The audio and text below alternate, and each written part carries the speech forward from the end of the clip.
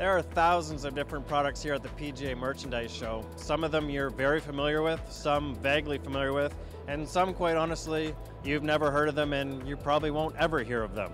But that doesn't mean they're not very inventive, very creative, very original, and it doesn't mean that the people who came up with these ideas aren't extremely energetic and extremely passionate about their labors of love.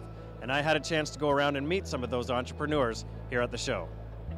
I started with salesman extraordinaire Peter Alexander Roberts II, that's P-A-R II, or Par 2 if you will, who stumbled upon a wild idea for golf bags that he hopes will keep more kids playing the game.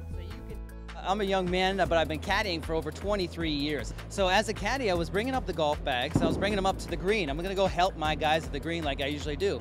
When I set a couple bags down, which now all golf bags have stand legs, one of the golf bags fell over on its side and just looked like a dog laying on the ground. I said, man, that looks like a dog. I'm going to have to run with this. Everybody was going with the head covers of cats and dogs and monkeys and bears. And I said, why can't I make the whole golf bag come to life and look like that animal? Now, trying to convince my wife to, instead of getting a house, start a business and invent a product like this that is so out there.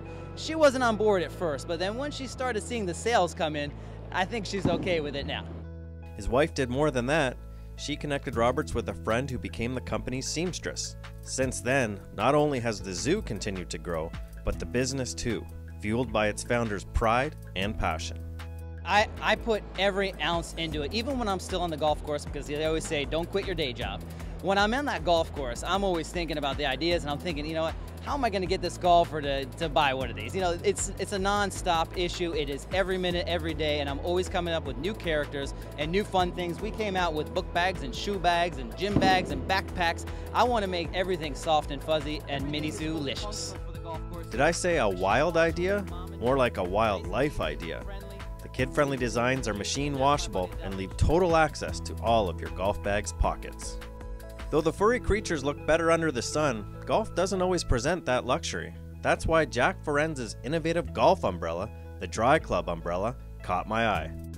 A former PGA Tour and Champions Tour player, FERENZ modified his standard umbrella into one with 2 sleeves to protect clubs from the rain. Perfect for those dreaded cart paths only days when you're unsure if you need your 6 or 7 iron or both your wedge and putter and Mother Nature isn't being kind.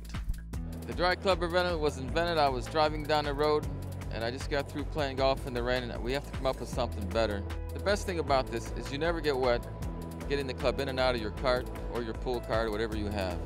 You stay dry by lifting the clubs out of your bag into the sleeves, which you never get wet as far as moving your umbrella to the side or moving the clubs to the side to get the clubs out of the bag, say. When it isn't raining, you might want to give Matt Marshall's Birdie golf game a try. You and your pals chip a golf ball attached to a badminton shuttlecock into a net with circles to score points. It's a lot like horseshoes or lawn darts, and certainly safer than both. The game takes little time to set up and is ideal for tailgating or just kicking around in the backyard. You can play on concrete, you can turn them upside down, tee them up just like that, or you can play on the beach. Beach is a lot of fun. You can get rid of the nets, play around anywhere you want. Marshall and his partner spent a lot of time perfecting the product, and when they were finally happy, mass production of the unique Birdee took precedent. Above all, the net they conceived for the game is very impressive. Well, we've been working on our net system for about 1.5 years, so a lot of development in the golf ball itself. We've changed it up about 3-4 times. The net system is great, opens up in 3 seconds, and it's real easy. So easy that I challenged Matt to a quick game before I left. It was back and forth early before this nail-biter crowned a victor. So Matt, we're down to the last shot here, and after my ringer, I guess you would call it, right in the center, you need 1 to beat me. So 1 point in the center. Good luck. No pressure.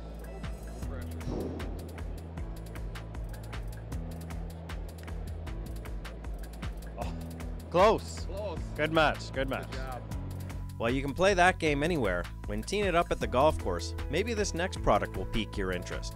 It's a slick concept concocted by San Diego's Adam Carroll, who is hoping to change the mostly black and white nature of golf clubs. One night I was swinging my golf club in the house and practiced on the swing, and my computer screen was still up, and I saw an advertisement for a computer skin. And when I looked back down at my club head, I saw the same black club head that everybody else has. And I figured, why not be able to make that club head a representation of your personality and add a little style to your game. The USGA conforming product weighs just 1 gram, so for your 200-gram driver, it'll go unnoticed. Named one of the top 3 best new products at the show in 2011, Big WIGZ skins are made from the same material as decals on cars, cell phones, and computers. The vinyl is non-permanent and protects your club head from scratches and glare, all while providing your own unique touch. We have a custom uploader on our website, and with that you can upload a picture and it'll go generate onto the club, and then what you do is submit that in and we will make a skin that represents that picture and send it to you, and then you apply it on and it'll be a picture of your daughter, a picture of your family, or even your business logo. It's a great marketing tool. Unless you're Bubba Watson and your driver is pink, Skins is in. But outside, for my last stop, I went to check out a putting contraption called CENTRECUP, drawn up by English golf pro Ian Melville. You might feel like you're being sent to the gallows, but Melville claims his brainstorm fixes 3 key errors in the putting stroke. After giving an awful lot of golf lessons, I realised that there was a niche in the market to stop possibly 3 of the most common occurring errors within the putting stroke. CENTRECUP, as you can see behind, basically eliminates any independent hand action. It eliminates the forearm rotation, and it guarantees that the shoulders rock on a consistent plane, which is required when you want to create a perfect putting stroke. 18 months in the making, the product has been endorsed by 2009 European Team Solheim Cup captain Alison Nicholas and is geared towards golfers of all abilities, be it your single-digit pal or trunk-slamming father-in-law. I decided to take a stab at the machine to test out its merits. It was tough to get used to, but after a shaky start, I started to get the hang of it and grooved a good move. CENTRECUP is used by many teaching pros in Europe, and if you've got room in your budget, about $1,000 worth, and your basement for that matter, you can have your very own. But you might want to check with your better half first.